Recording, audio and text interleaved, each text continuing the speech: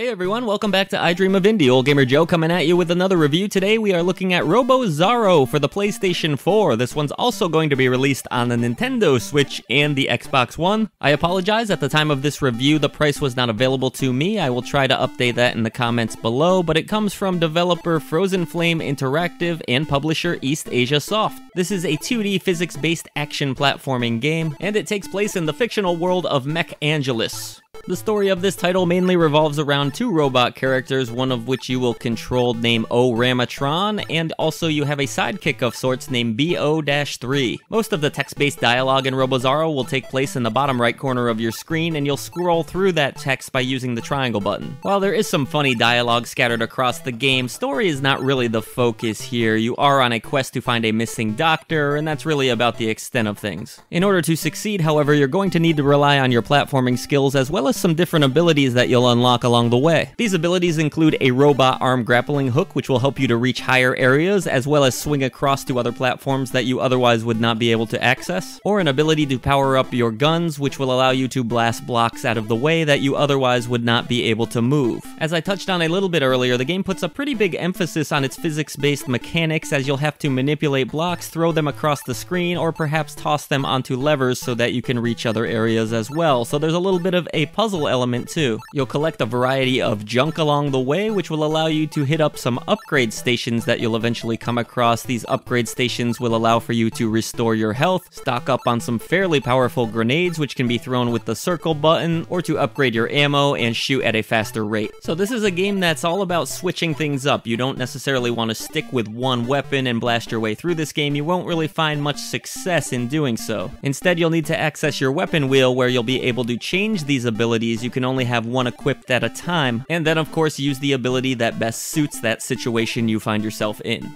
Conceptually, there's a lot of cool ideas in this game, but unfortunately, mechanically, it's not a very sound title. In fact, I found that the controls were rather frustrating. One of the core mechanics of this game is the grappling, and unfortunately, I didn't find it to be all of that responsive. I don't like the way that your character swings in this game, and the platforming in general really does miss the mark in my opinion. It almost felt like the main character is skating on ice or something. It does cause some cheap deaths to occur that didn't feel like they were my fault, but thankfully, the aiming fares a little bit better. There is a targeting reticle on screen which will help to guide your shots, and you'll use the analog stick in order to do so. You do have an energy bar to concern yourself with. As you utilize your more powerful attacks, it will drop, and if you use it too much, you'll have to go through a cooldown period in order to use your attacks again. So overall, the shooting mechanics aren't half bad, and some of the physics tricks in this title are interesting enough and fun to play around with, but the platforming can spoil the experience pretty quickly. Graphically, Robozarro reminds me more of a Genesis title than anything else really. It has a pretty limited color palette, lots of grays, browns, and greens in this one. Enemy designs aren't particularly memorable outside of some boss encounters, which are pretty cool and fun to get through, but the environments in Robozarro start to feel pretty stale. You'll spend quite a long time in one given area, so you'll probably be pretty sick of the aesthetic by the end of that area. I would just say this one looks alright, a little bit uninspired, and I do wish they fleshed this world out in some more interesting ways, but on the whole, it's passable. The soundtrack also reminded me of a Genesis title. It's not half bad with a lot of beeping and blooping going on here. There's not a lot of different sections to these songs, and that can get a little bit irritating, as again, you'll spend a long time in a given area, but they're decent compositions and they have a nice crunch to them. There's nothing really exceptional about the sound effects of this game that stood out to me. They just get the job done, but the soundtrack is at least a little bit interesting, even though again, I do wish they went a step further with it.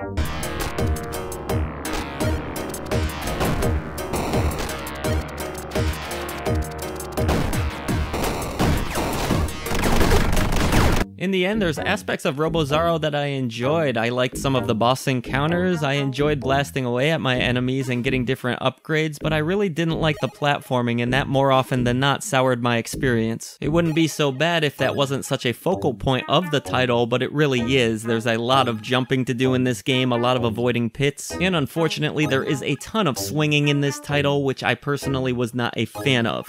Still, if you can deal with some pretty mediocre platforming elements, there are some fun upgrades to be had here, some interesting physics-based mechanics to play around with, and some of the character interactions did get a laugh out of me, I must admit. So I only recommend Robozarro if you are willing to put up with some pretty spotty platforming to get to some of the game's finer aspects. If you aren't willing to deal with some pretty mediocre mechanics in terms of jumping and swinging, then you might want to save your microchips.